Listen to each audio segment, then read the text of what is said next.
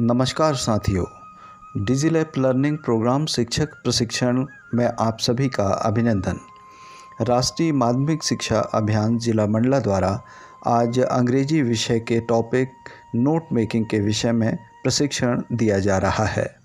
Master trainer Akhilesh Upadhyay, माध्यमिक शिक्षक, शासकीय उत्कृष्ट विद्यालय मंडला के द्वारा यह प्रशिक्षण दिया जा रहा है। आप सभी से आग्रह है कि इस प्रशिक्षण को गंभीरता से लेवें और अपने विद्यालय के विद्यार्थियों को इससे अवगत कराएं। आपसे हमारा आग्रह यह भी है कि आप मास्टर ट्रेनर की पूरी बात पहले सुन लें, ट्रेनिंग का टॉपिक पूरा हो जाने दें। इसके उपरांत हम इस विषय को लेकर आपस में डिस्कशन करेंगे, जिसमें आपके प्रश्न भी लिए जाएंगे व हमारे विषय विशेषज्ञ आपको संतुष्ट करने का प्रयास करेंगे। तो आइए हम इस प्रशिक्षण को शुरू करते हैं। Hello friends, I am Akhilesh Upadhyay, MS teacher in Government Jagannath Excellence Higher Secondary School, Mandla. I welcome all of you in this online training program for teachers organized by Government of MP through Rashtriya Madhyamik Shiksha Abhiyan, Mandla. We are here to learn the technique of teaching, especially for our children. Basically, government school children faces a problem in English learning because their concepts are weak, we think. So how to overcome this problem, how to defeat this challenge, how to teach the students and how to join with students are challenging situation before us. I think at present we have to build up a strong communication with our students. Radio, TV, social media and through DigiLab we can connect with our students. Our government's online classes are planned to such a way that they create a virtual classroom for our students, thereby connecting students and teachers to facilitate remote learning. Students can join the online class from anywhere and revisit the recorded sessions as many times they want, and interactive sessions can be organized for them. My respected teachers, we always accept challenge and prove ourselves. We are sure to achieve the targets given by state and district administration. आप सभी का coat से अभिनंदन। और आइए हम शुरू करते हैं आज का हमारा topic note making. Note making prepared for the student from class 9 to 12th MP board examination. आइए हम समझते हैं नोट मेकिंग की परिभाषा को। Note making is a way of recording important details from a source. This source can be any book, article, meeting और any oral discussion. In note making, the writer records the essence of the information. It helps us to understand and clarify thinking. Note making saves a lot of time by going through the notes made. One can get a glimpse of a lot of information from a short note. The first line says, note making is a way of recording important details from a source. मतलब स्पष्ट है कि note making में महत्वपूर्ण जानकारियों को एकत्रित किया जाता है जो किसी स्रोत से हमें प्राप्त होती हैं। किसी माध्यम से प्राप्त होने वाली महत्वपूर्ण जानकारियों को रिकॉर्ड करना या नोट करना ही नोट मेकिंग है। नोट मेकिंग के लिए अगर हम विषय की बात करें तो ये किसी बुक से, आर्टिकल से, मीटिंग से, हमारे आपसी संवाद से भी हमें प्राप्त हो सकते हैं। नोट मेकिंग में विद्यार्थियों को किसी विषय से संबंधित महत्वपूर्ण बिंदुओं को नोट करना होता है। इससे हमारी किसी विषय की सोच में स्पष्टता आ जाती है। इससे समय की भी बचत होती है। हमें एक दृष्टि में किसी विषय से जुड़ी हुई अनेक सूचनाएं एक साथ प्राप्त हो जाती हैं। In other words, we can say note making is a practice of recording information captured from another source. By taking notes, the writer records the essence of the information, freeing their mind from having to recall everything. Note making वास्तव में सूचनाओं को एकत्र करने का अभ्यास है। Note making में किसी विषय से जुड़े हुए सार तत्व को ग्रहण किया जाता है। इसमें व्यक्त शब्दों के वास्तविक अर्थ को ही ग्रहण किया जाता है। हम और भी तरीकों से नोट मेकिंग को समझने का प्रयास करते हैं। नोट मेकिंग क्या है? नोट एक संक्षिप्त लिखित रिकॉर्ड होता है। नोट मेकिंग महत्वपूर्ण तथ्यों की संक्षिप्त रूप में स्पष्ट रूप से लिखने का एक कौशल है। नोट मेकिंग व्याख्या दो भाषाई लिसनिंग, रीडिंग प्लस राइटिंग कौशल का प्रतिफल है।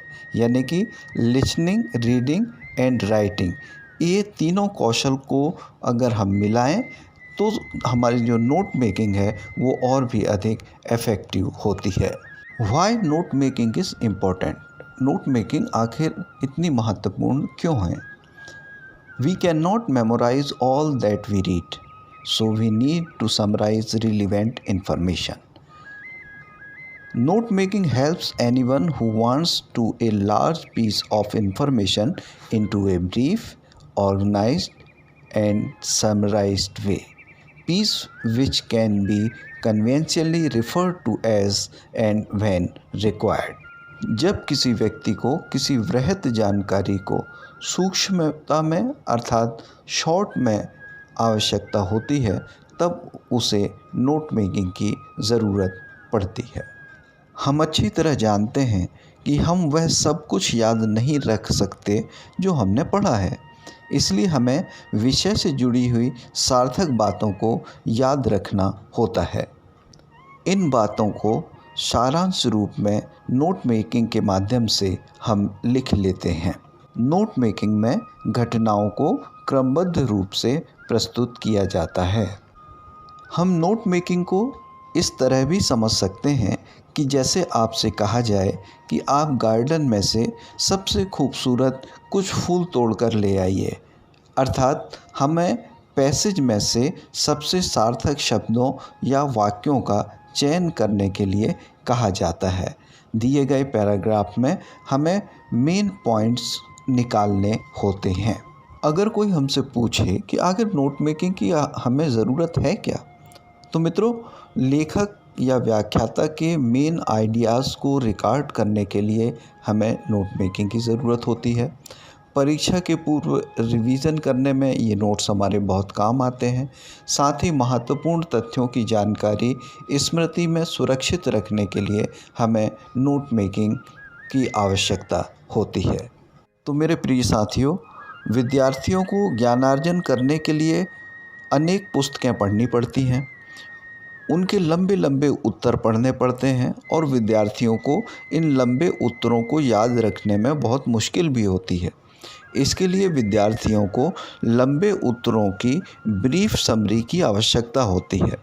शिक्षकों द्वारा दिए गए लेक्चर काफ़ी उपयोगी होते हैं, किंतु लेक्चर में दी गई सभी जानकारी को जल्दी जल्दी नोट डाउन करना संभव नहीं हो पाता है और इसके लिए हमें नोट्स बनाने की ज़रूरत पड़ती है। और जैसा कि आप इस स्क्रीन के ऊपर देख रहे हैं कि एग्ज़ामिनेशन में नोट मेकिंग के लिए टोटल 7 मार्क्स अलॉट किए गए हैं। आइए अब हम समझने का प्रयास करते हैं कि नोट मेकिंग को लिखा किस तरह जाता है। The format of note making.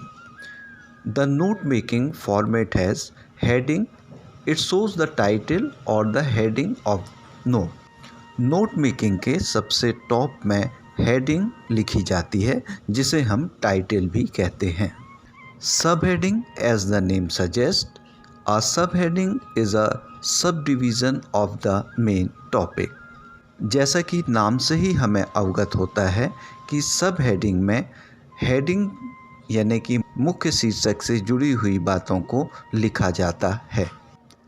One can use as many subheadings as he or she wants, points below subheadings।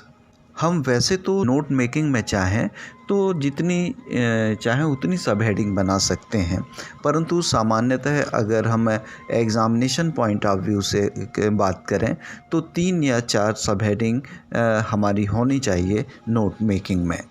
प्रत्येक सब हेडिंग के बाद उसके सब पॉइंट्स लिखे जाने चाहिए। There are some points which are the part of the main topics. Sub heading के साथ लिखे जाने वाले कुछ पॉइंट्स ऐसे होते हैं जो कि उस पैसेज के यानी कि हमारे दिए हुए पैराग्राफ के बहुत ही महत्वपूर्ण अंश होते हैं। की और keywords. The key portion of the note shows the various codes, symbols, or the abbreviation used. It helps to get a clear understanding of the keys used in the note making format. Note making में keywords को या हम कहें कि note making में keywords या महत्वपूर्ण अंशों को सिंबल्स या एब्रिविएशन के रूप में भी व्यक्त किया जाता है। इससे हमें सब्जेक्ट को समझने में आसानी होती है, साथ ही हम विषय को संक्षेप में लिख सकते हैं। अब जो आप सामने स्क्रीन देख रहे हैं, इसमें नोट मेकिंग के फॉर्मेट को सामने दिखाया गया है। सबसे पहले जैसा कि हम जानते हैं कि नोट मेकिंग में हेडिंग सबसे टॉप में लिखी जाती है। हेडिंग यानी कि शीर्षक यानी कि टाइटल, यह हमारे विषय से संबंधित होना चाहिए और साथ ही साथ हेडिंग 3 या 4 शब्दों में हो जानी चाहिए। Maximum our heading should be in 3 और 4 वर्ड्स।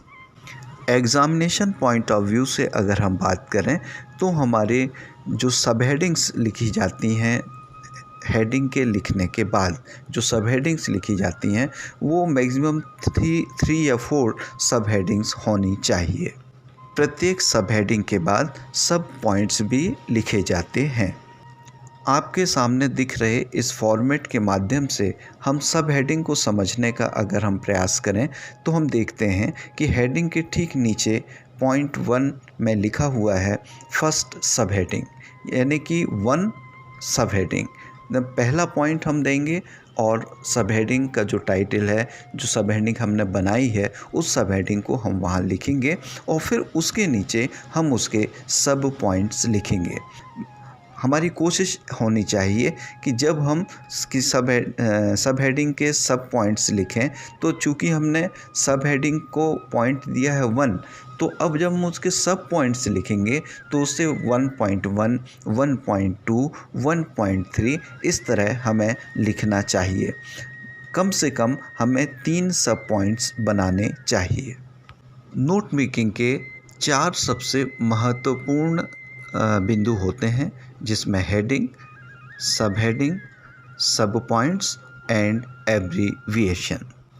अभी इस फॉर्मेट के माध्यम से हमने आपको सिर्फ इतनी बातें बतलाने का प्रयास किया है कि जब हम नोट मेकिंग बनाते हैं तो उसमें there should be a heading, 3 और 4 sub heading, each sub heading should have sub points and there must be abbreviation. Sub heading किस तरह बनाना चाहिए, पॉइंट्स को किस तरह लिखना चाहिए, एब्रीविएशन बनाते समय हमें किन रूल्स को फॉलो करना चाहिए, अभी आगे के स्लाइड्स में हम इन बातों को आपके साथ शेयर करेंगे। अभी हमने नोट मेकिंग का फॉर्मेट देखा कि किस तरह नोट मेकिंग को लिखा जाता है, उसका स्ट्रक्चर क्या होता है, यह समझने का प्रयास अभी हमने किया पिछले स्लाइड्स के माध्यम से। आइए अब हम देखते हैं the procedure of note making. Note making बनाने का तरीका क्या होता है। एग्ज़ाम में जब स्टूडेंट के सामने पैसेज होता है और अब उसके दिमाग में जब ये क्वेश्चन होता है कि आइए अब मुझे अब इस नोट मेकिंग को सॉल्व करना है, तो उसे किस तरीके से इस पूरे क्वेश्चन को सॉल्व करना चाहिए, उसके विषय में हम आपसे बात करने जा रहे हैं। सबसे पहले स्टूडेंट्स को उस पैसेज को बहुत अच्छी तरीके से पढ़ना चाहिए। Reading the passage is important. Passage को पढ़ना बहुत महत्वपूर्ण है। Underline helps to make heading and sub heading. जब आप उस पैसेज को पढ़ रहे होते हैं तो उसके महत्वपूर्ण अंशों को अंडरलाइन कर लेना चाहिए पेंसिल की मदद से। We should make a rough note first so as to get an idea, organize them in logical order or sequence for the final note. यानी सबसे पहले आप उसे अच्छी तरह पढ़ लें। पढ़ने के बाद महत्वपूर्ण सेंटेंस और शब्दों को आप पेंसिल की मदद से अंडरलाइन कर लें। इसके पश्चात कोशिश हमारी यह होनी चाहिए कि हम एक रफ़ नोट बना लें। रफ़ नोट बनाने से सबसे बड़ा फ़ायदा हमें यह होता है कि उस पूरे पैसेज के जो घटनाक्रम हैं उन्हें हमें सही सीक्वेंस में जमाने में मदद मिलती है। Use the appropriate note making format. Note making में फॉर्मेट का बहुत अधिक महत्व होता है, क्योंकि अगर एग्ज़ामिनेशन के दृष्टिकोण से भी अगर हम सोचें तो जो वैल्यूअर होता है उसके दिमाग में ये बात बहुत उसे प्रभावित करती है कि अगर स्टूडेंट ने सही फॉर्मेट पर नोट मेकिंग की है तो मार्किंग हमारी बहुत अच्छी होती है। Do not change the idea और the message of the passage. Note making बनाते समय हम अपनी भावनाओं नोट मेकिंग में डालने का प्रयास ना करें, बल्कि उसके मूल रूप में ही रहने दिया जाए, यह हमारा प्रयास होना चाहिए। कहने का अर्थ यह है कि पैसेज में दिए गए विषय का भाव बदल ना जाए, इस बात का हमें ध्यान रखना चाहिए। Now points to remember for note making format. First, avoid using long sentences as heading or title. Note making का हेडिंग बनाते समय हमें लंबे वाक्यों का प्रयोग नहीं करना चाहिए। कम से कम 3 या 4 शब्दों में 3-4 वर्ड्स में हमारी हेडिंग हो जानी चाहिए। Never lose the main idea of the passage, ignore information which is less important. Passage में बहुत सी प्रकार की बातें लिखी हुई होती है, अनावश्यक बातों को अवॉइड कर देना चाहिए। Next point, B brief, clear and specific. यानी कि हमारी जो नोट मेकिंग है वह संक्षेप में होनी चाहिए, स्पष्ट होनी चाहिए और टू द पॉइंट होनी चाहिए। Do not include your own version और अंडरस्टैंडिंग्स। नोट बनाते समय हमें अपनी भावनाओं को या अपने विचारों को नहीं लिखना चाहिए, बल्कि जो बातें कही गई हैं पैसेज में हुई महत्वपूर्ण बातों को ही हमें नोट मेकिंग में लिखना चाहिए। उसे हमें अपना वर्सन बनाने का प्रयास नहीं करना चाहिए। Use abbreviations, make your note more memorable by adding colors, drawings and symbols. Note making को और अधिक प्रभावशाली बनाने के लिए हमें एब्रीविएशन का, कलर्स और सिंबल्स का उपयोग करना चाहिए। कैसे? आइए हम देखते हैं। एब्रीविएशन और सिंबल्स के यूज़ को समझने के पहले हम नोट मेकिंग से जुड़ी कुछ और महत्वपूर्ण बातें यहाँ करना चाहेंगे। Advance writing skill acquiring increasing importance due to knowledge explosion. Note making एक एडवांस राइटिंग स्किल है और आज के आधुनिक युग में ज्ञान के विस्फोट के कारण इसका महत्व और अधिक बढ़ गया है। It is complex activity which combine several skills. यह एक कॉम्प्लेक्स एक्टिविटी है जिसमें कि अलग अलग तरह की स्किल्स जो हैं वह उसका यूज़ नोट मेकिंग में किया जाता है।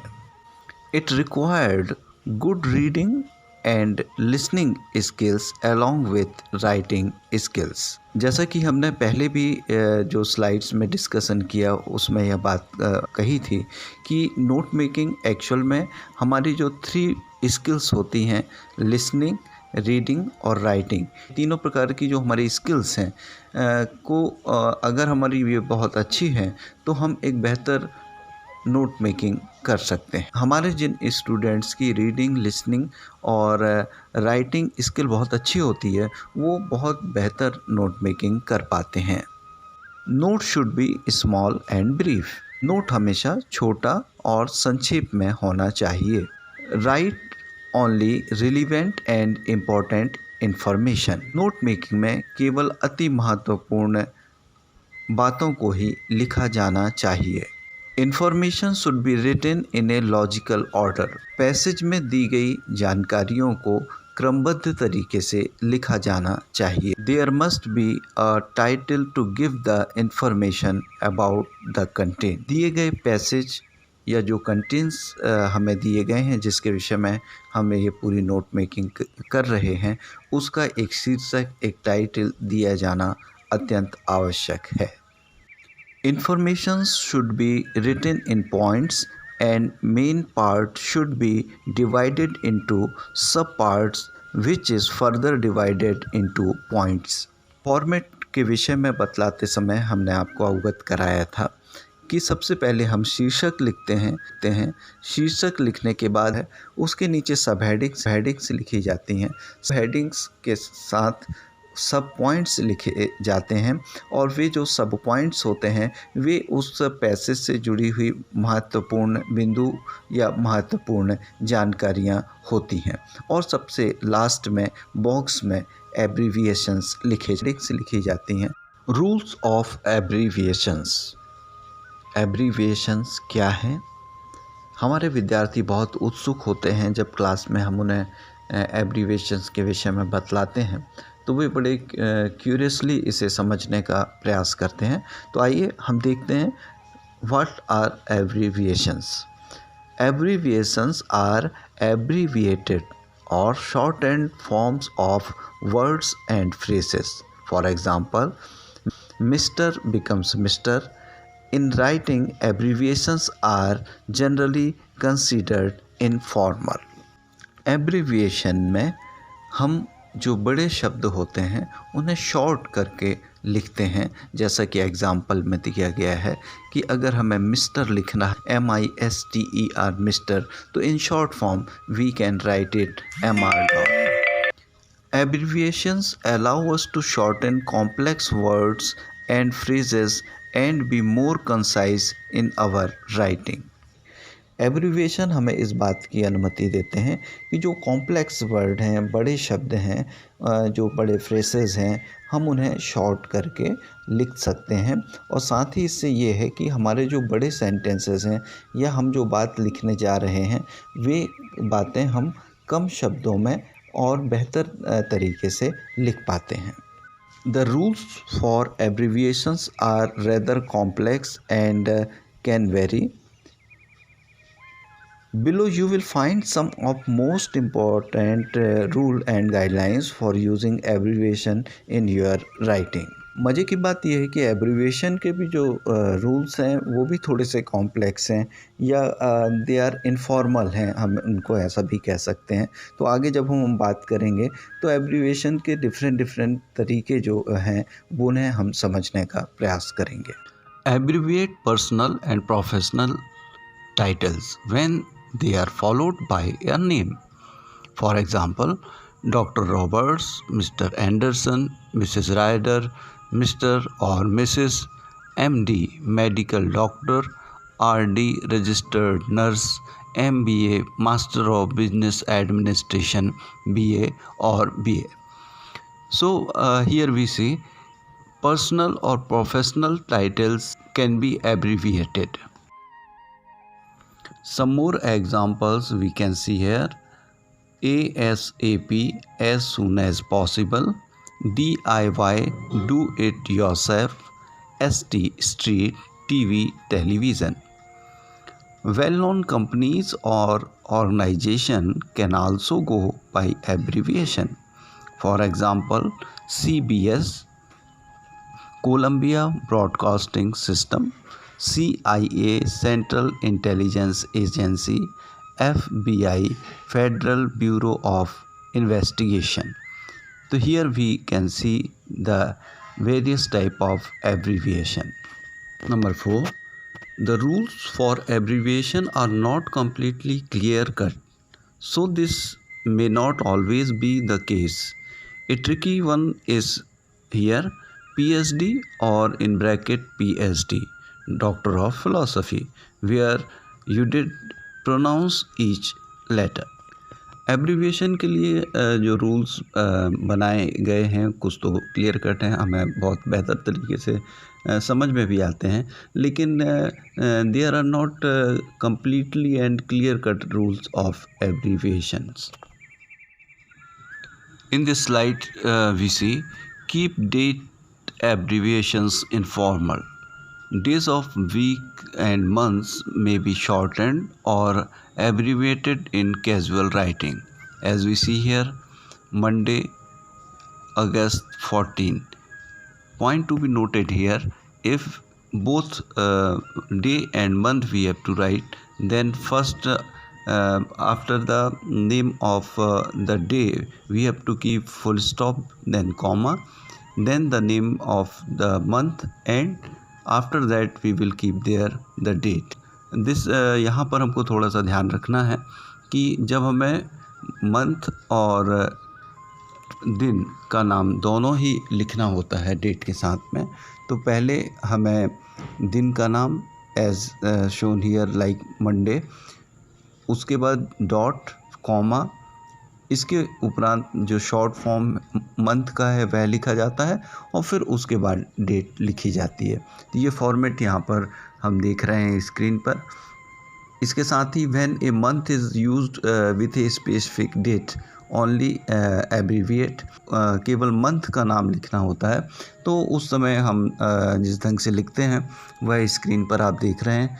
जनवरी, फरवरी, अगस्त, सितंबर, अक्टूबर, just after the 3 words of the month a dot is there, and this is the abbreviation of the months. Number 6 में हम देखते हैं टाइम एंड टाइम जोन्स लिखने के जो तरीके हैं। AM PM हम जो लिखते हैं, लिखने का तरीका डिफ़र हो सकता है और वो यहाँ पर इस स्क्रीन में शो किया गया है। A dot M dot, A capital A dot capital M dot और AM एक साथ यहाँ पर लिखा हुआ है। तो ये various types of way to show the time zones, ये भी एब्रीविएशन के प्रकार हैं और अलग अलग कंट्रीज़ में इनका यूज़ किया ही जाता है। नंबर 7 यहाँ हम देखें, नंबर 7 में देखिए एक एग्ज़ाम्पल दिया हुआ है, United state postal services USPS, for example CA for California, GA for Georgia and MT for Montana. So here I want to tell you USPS, PS for postal services.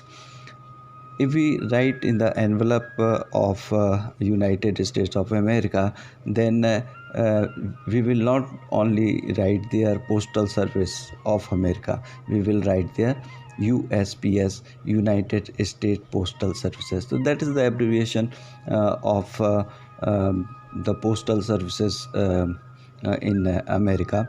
So there are not any particular rule, any fixed rule of abbreviation, but we have to know the abbreviation, that how the abbreviation are created of the various words and phrases. In this slide, some Latin abbreviations are shown here. Latin abbreviation need punctuation. Let me see here. There are 2 Latin abbreviation that we commonly use in our writing. They are E dot G dot. Exempli gratia. Latin for example. In Latin word, its meaning is for example. We also use it. Second is I dot E dot, that is IDEST. Latin for that is or in other words, माने Latin में इसका अर्थ होता है in other words, जिसका use भी हम अपने British English में भी अपनी राइटिंग में हम इस एब्रीविएशन का यूज़ करते हैं। तो EG and IE. Other common Latin abbreviation includes, they are here, IBID, IBIDM, Latin for the same place. Latin में इसका मतलब होता है the same place.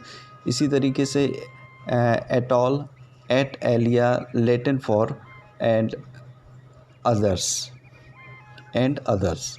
So the meaning in Latin of the word at all means and others. The other word is CV, course of life. PS, postscriptum, Latin for after what has been written. Here we see some Latin abbreviations which are commonly used. How to make abbreviation. हम बहुत सारी बातें कर रहे हैं कि abbreviation बनाने के लिए हमें किन किन बातों का ध्यान रखना चाहिए, क्या रूल्स हैं, लेकिन कुछ बहुत शॉर्टकट में अगर हम बात करें तो जो कॉमनली हमको एब्रीविएशन बनाने की ज़रूरत पड़ती है, तो जो तरीके हम यहाँ आपको बतला रहे हैं, हम बहुत आसानी से एब्रीविएशन शब्दों और फ्रेजेस के बना सकते हैं। जैसे कि हम यहाँ देखें, कुछ एब्रीविएशन होते हैं स्टैंडर्ड एब्रीविएशंस, जैसे कि एंसर्स, तो ANS, government, GOVT, etcetera, ETC, ये बड़े कॉमन एब्रीविएशन है और स्टैंडर्ड एब्रीविएशन है जिनको हम बहुत यूज़ भी करते हैं और जानते भी हैं। दूसरा तरीका यह है कि एब्रीविएट करने के लिए हम शब्दों के कुछ लेटर्स का यूज़ कर सकते हैं। जैसे कि सपोज़ यहाँ एग्ज़ाम्पल आप देख रहे हैं, जैसे द वर्ड इज़ मिनिमम, तो फर्स्ट हमने 3 वर्ड्स ले लिए, मैक्सिमम में हमने फर्स्ट 3 वर्ड्स ले लिए, लाइक दैट वन, कि हम शुरू के कुछ शब्दों को लेकर, कुछ लेटर्स को लेकर हम एब्रीविएट कर सकते हैं, शॉर्ट कर सकते हैं वर्ड को। और तीसरा तरीका हमारे पास एक यह भी है कि रिमूव और ओमिट द वॉवेल्स। अगर जो हमारे ऐसे शब्द जो काफ़ी बड़े हैं, तो उनमें से हम जितने भी वॉवेल्स हैं उनको हम अलग कर दें उस शब्द में से, तो उसका शॉर्ट फॉर्म निकल कर आ जाता है। जैसे कि आप देखिए WOR के वर्क में से ओ वॉवेल को हमने रिमूव कर दिया, WR के उसका शॉर्ट एब्रीविएशन आ गया। जैसे अचीवमेंट का भी आप यहाँ पर देख रहे हैं। एक और तरीका जो हमारे पास यह है कि first few and last few letters, यानी किसी बड़े शब्द के शुरू के कुछ शब्द रख लीजिए साहब और बाद के कुछ शब्द रख लीजिए, और इस तरीके से भी एब्रीविएशन हो जाता है। Suppose we have to write can not, so हमने इधर कैन ले लिया, नॉट में का केवल हमने टी लिया और अपोस्ट्रोफी यूज़ करके उसका शॉर्ट एब्रीविएशन कांट बना लिया। तो there are so many rules of the abbreviation. These are some very prescribed rules of abbreviation here which we have shown here in this slide.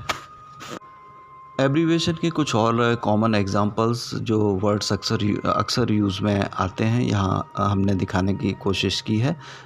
जैसे कि development, morning, environment, abbreviation, aviation, family, point, engineer, और they are very common words which are used. और इनके जो abbreviation है आप screen पर देख रहे हैं, आप चाहें तो इन्हें नोट भी कर लें।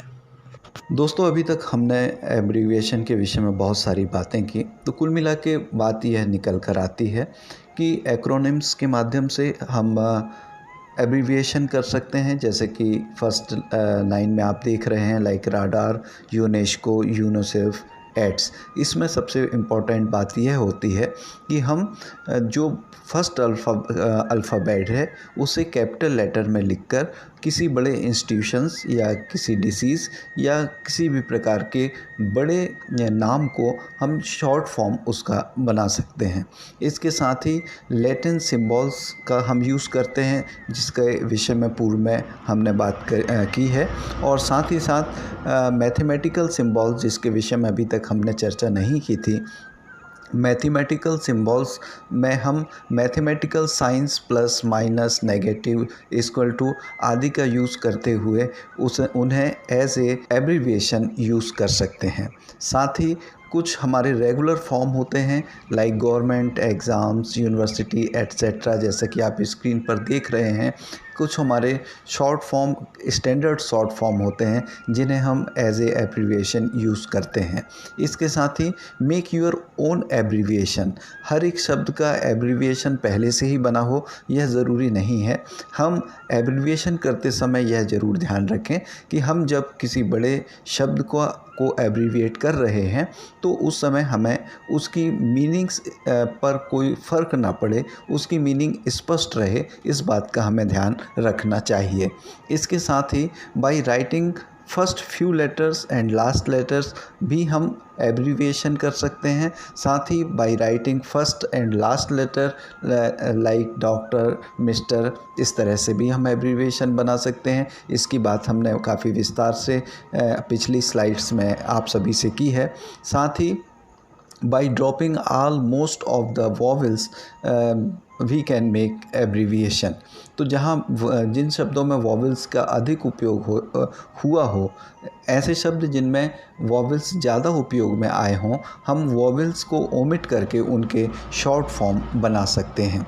तो यूज़ स्टैंडर्ड और widely accepted abbreviation in your examination, it is our suggestion.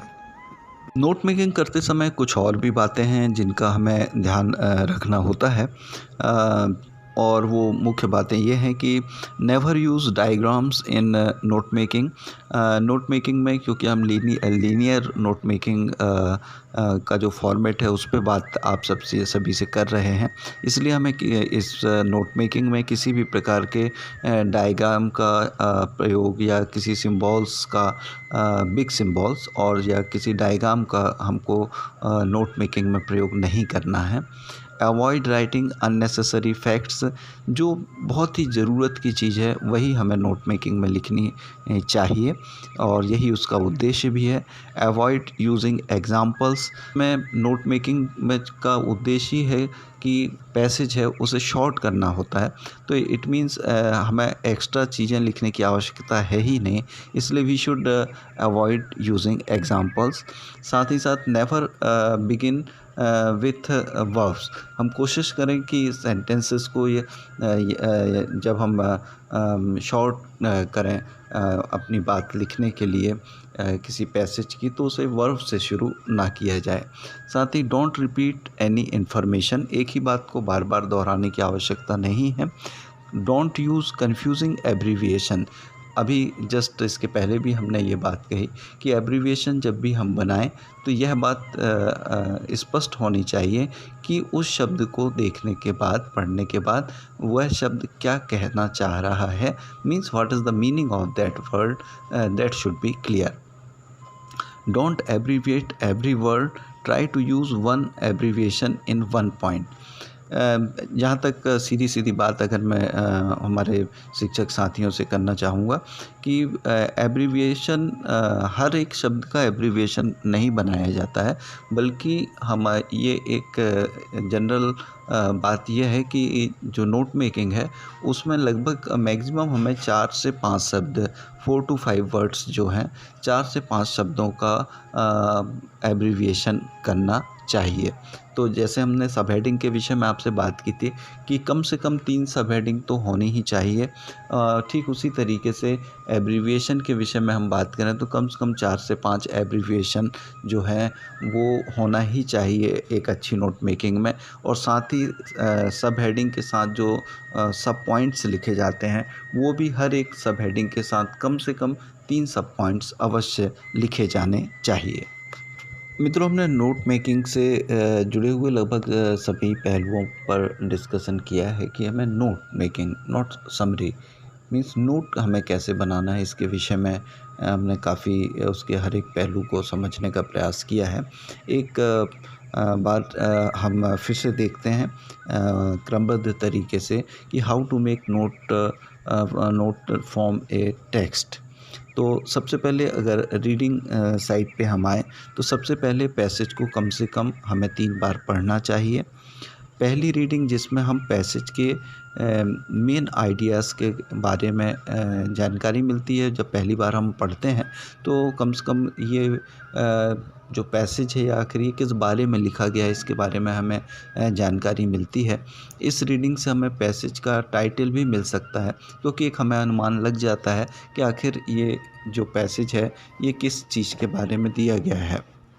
दूसरी बात यह है कि जब हम दूसरी बार फिर से रीडिंग करते हैं टेक्स्ट की, पैसेज की, तो पैसेज में आए मेन पॉइंट्स कीवर्ड्स को आइडेंटिफाई करने में हमें आसानी होती है। और हमने पहले भी आपसे बताया कि जिस समय आप रीडिंग करें तो इम्पोर्टेंट जो कीवर्ड्स हैं और या इम्पोर्टेंट लाइन हैं उन्हें आप अंडरलाइन पेंसिल की मदद से आपको कर लेना चाहिए।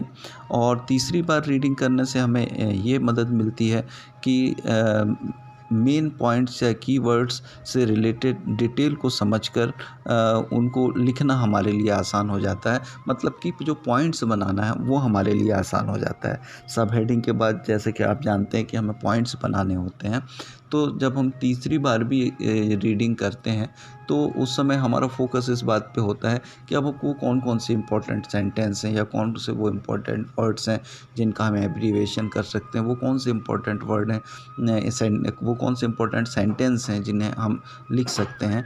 तो मोर देन 2 और 3 टाइम्स रीड करने से हमें इस बात का आइडिया मिल जाता है कि पैसेज में हमें कौन कौन सी वो इम्पोर्टेंट चीज़ें हैं जिन्हें हमें नोट मेकिंग के लिए निकालनी है। एग्ज़ामिनेशन में सबसे पहले पैसेज को रीड करने के बाद अब जब कॉपी में नोटबुक में हमें अब लिखने का बारी आती है, तो उस समय अब हमारे द्वारा पैसेज में चिन्हित किए गए जो मेन पॉइंट्स हैं उन्हें लॉजिकल सीक्वेंस में एक निर्धारित फॉर्मेट में हमें लिखना चाहिए। मेन पॉइंट से रिलेटेड डिटेल्स को पॉइंट में हमें लिखना है। मेन पॉइंट्स एवं पॉइंट्स को मार्जिन से एक समान दूरी पर हमें लिखना चाहिए। जैसा कि हमने आपको एक फॉर्मेट बना हुआ दिखाया है कि किस तरीके से कितनी डिफरेंस पे कितने मार्जिन्स पे हमें हेडिंग लिखना है, सब हेडिंग लिखना है या पॉइंट्स को किन स्थानों पर कितनी डिस्टेंस पर किस सीक्वेंस में लिखना है। इस बात का ध्यान रखते हुए हमें राइटिंग वर्क करना चाहिए। नोट्स बनाते समय एब्रीविएशन का प्रयोग करें और एब्रीविएशंस बनाने की टेक्निक्स के लिए क्लास 9th की वर्कबुक के पेज को भी आप रीड कर सकते हैं। वैसे हम सोचते हैं कि एब्रीविएशन के विषय में काफ़ी ज़्यादा बातें आज इस ट्रेनिंग प्रोग्राम के दौरान आपसे की जा चुकी हैं। जैसे कि हम जानते हैं कि 20 मार्क्स का जो हमारा राइटिंग स्किल सेक्शन होता है उसमें 7 मार्क्स की जो नोट मेकिंग होती है उसमें 4 मार्क्स नोट के लिए और 3 मार्क्स जो हैं वो समरी के लिए डिवाइड किए गए हैं। तो थोड़ी सी बात हम करते हैं समरी के विषय में। समरी लिखने के लिए नोट मेकिंग करते समय जिन पॉइंट्स को अधूरे सेंटेंसेस एवं एब्रीविएशन के रूप में हम लिखते हैं उन्हें ही फुल सेंटेंस के रूप में अगर हम लिख दें तो हमारी समरी तैयार हो जाती है। एक बार फिर से इस बात को हम समझने की कोशिश करते हैं कि जिस समय हम नोट मेकिंग करते हैं उस समय जब हम सब हेडिंग या सब पॉइंट्स बनाने के लिए जो हमारे इम्पोर्टेंट सेंटेंस होते हैं उनके इम्पोर्टेंट वर्ड्स को एब्रीविएशन का यूज़ करके हम लिखते हैं, वही तो आखिर उस पैसेज के इम्पोर्टेंट सेंटेंस होते हैं। उन सेंटेंसेस को जिनको आपने नोट बनाते समय शॉर्ट में लिख दिया था उन्हें ही फुल सेंटेंस के रूप में जब अगर आप लिख दें तो वह आपकी समरी तैयार हो जाती है। समरी बनाते समय यह भी ध्यान रखना चाहिए कि समरी अधिक बड़ी ना हो। 60 से 70 शब्दों में हमारी समरी तैयार हो जानी चाहिए। और या हम इसे इस तरह से भी कह सकते हैं कि लगभग 3-4 लाइन में समरी बन जानी चाहिए, क्योंकि जितना बड़ा पैसेज हमारे एग्ज़ाम में पूछा जाता है उसकी समरी 3 to 5 लाइन्स में लगभग कंप्लीट हो जाती है। तो समरी में हमेशा सिंगल पैराग्राफ होना चाहिए और इसमें किसी भी प्रकार के एब्रीविएशन का प्रयोग नहीं करना चाहिए, क्योंकि एब्रीविएशन का प्रयोग हम नोट बनाते समय करते हैं। समरी में हमें फुल वर्ड्स का यूज़ करना है, एब्रीविएशन का प्रयोग नहीं करना है।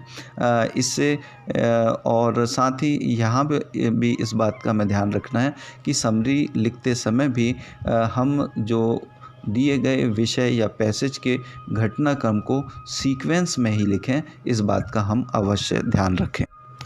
एग्ज़ामिनेशन में जिस तरह से प्रश्न पूछे जाते हैं उसका एक एग्ज़ाम्पल यहाँ पर हम आपको दिखा रहे हैं।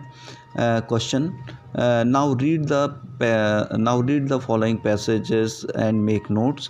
Write them in the note form using heading, points, etc. जो पूरा पैसेज यहाँ लिखा हुआ है उसकी एक या दो लाइन ही मैं यहाँ पढ़ रहा हूँ.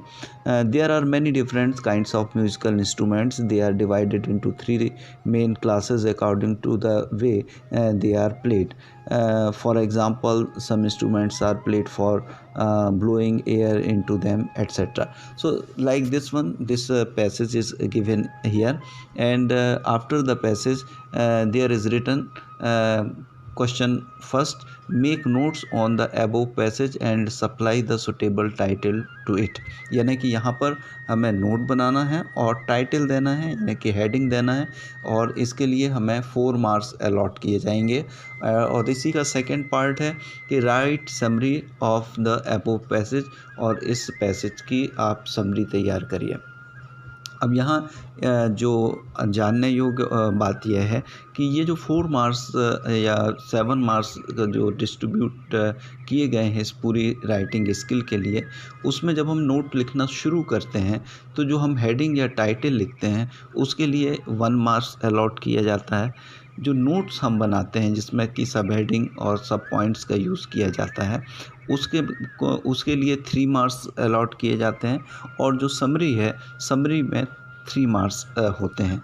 तो इस तरीके से टोटल 7 मार्क्स होते हैं, और ये 7 मार्क्स का क्वेश्चन नोट मेकिंग का एग्ज़ामिनेशन में पूछा जाता है.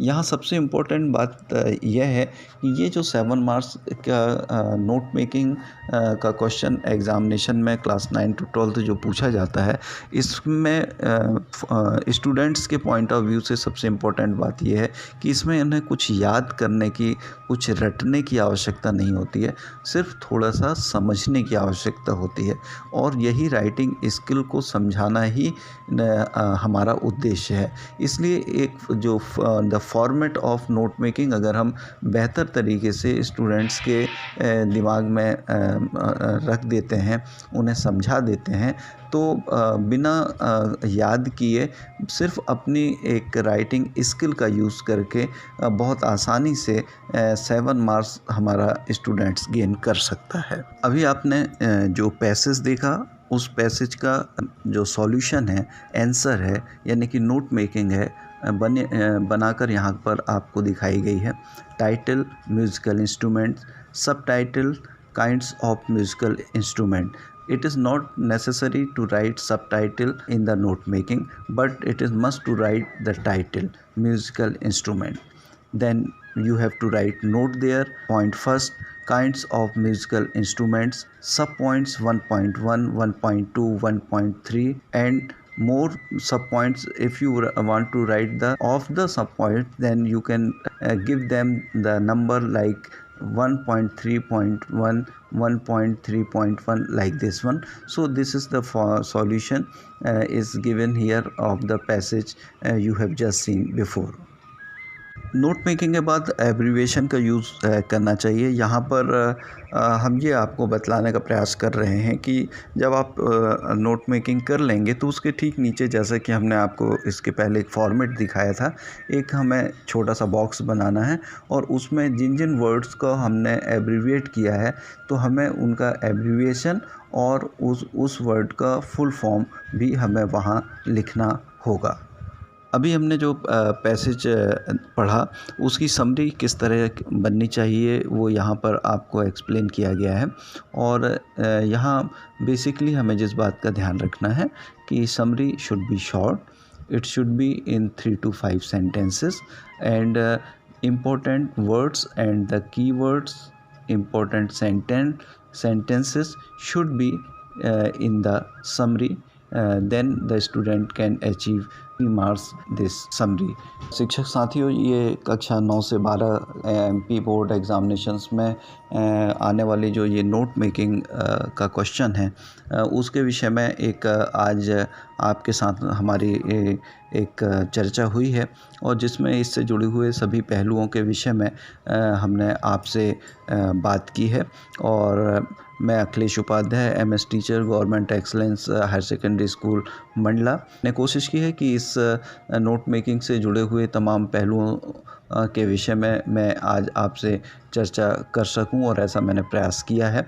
और इसके लिए I specially thanks to Shrimati Nirmala Patle ji, DO NDPC RMSA Mandla, and mister Mukesh Kumar Pandey, APC RMSA Mandla. आप सभी को एक बार पुनः वेरी वेरी थैंक्स। और please send your remarks on my WhatsApp number 8889205239। हम चाहेंगे कि इसके आगे भी अगर हम किसी टॉपिक को लेकर आपसे चर्चा करें तो उसे और ज़्यादा हम किस तरह इफ़ेक्टिव बना सकते हैं। आप सभी बहुत ही गुणी और अनुभवी शिक्षक हैं, और जिनका हमारा आपका वर्ष भर आपस में इंटरेक्शन होता रहता है। तो हम चाहेंगे कि आप सभी की और क्या अपेक्षाएं हैं और आपके और क्या सुझाव हैं, आप ज़रूर मेरे व्हाट्सएप नंबर पर उपलब्ध कराएं, ताकि हम और भी बेहतर तरीके से ट्रेनिंग प्रोग्राम्स जो कि अब ऑनलाइन ऑर्गेनाइज होने जा रहे हैं, हम इसे और भी बेहतर बना सकेंगे। Thanks to all of you for your cooperation.